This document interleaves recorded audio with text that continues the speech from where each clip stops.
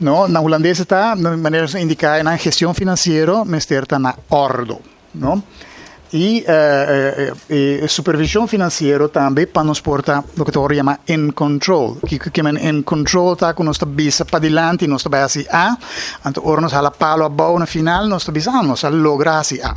Então claro, não nada mais hasi A, pero nossa hasi A é a costa B, então nos hala palo a boa também nos dá conta que a verdade é a costa B. Por lo menos, más o menos. Se ela costa menos que B, hopim a melhor. Se ela costa mais que B, não tem problema.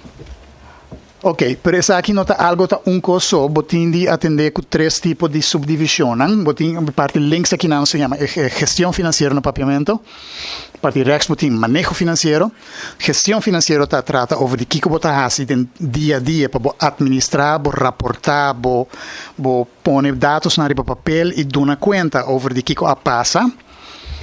Parte di manejo finanziario un tic mas padilante kiko bokier logra kiko te metan anche bokia kiko che te instrumento di manejo ko bokia hinka den quanto placa bokia hinka den eccetera per dos temas que não tini per outro passo passivo não sabe de gestão financeira com costa para dificilmente bo skibi manejo. No, e essa é a parte de dificuldade que você topa agora aqui na Aruba. Hope gente está queja over die estado de gestão financeira. Isso aqui também tem liberco, bo conta anual, se não está na ordo, se não está controlável, etc. E se não está certificado.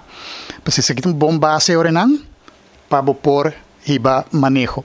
Um colega de mim avisa que durante a pandemia, por exemplo, nós estávamos driving backwards, upside down and in the dark.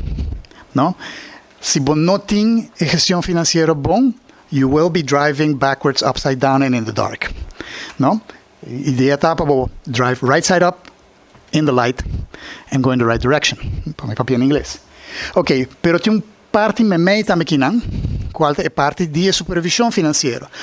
Para pôr se tu tema aqui não, botin brug, função de puente memei, qual é parte de pressupostar de uma conta, o planning control cycle. Sei que a base de pressuposto na multianual, vamos por dar vista de adelantar acaba mais ou menos por pari anha, que direção mais ou menos botar pensar e vai. Break it down e ora não tem pressuposto de qualidade alto. Qual é uma boa informação também na Staten, particularmente para o Parlamento ter um começo de uma aprovação e pressuposto aqui não, pero também na outra instância não custa supervisar. Tu renda pensou para supervisões para o CFT só, pero também botin Conselho de Estado, Raad van Advies, também que tem parte do processo em Ana.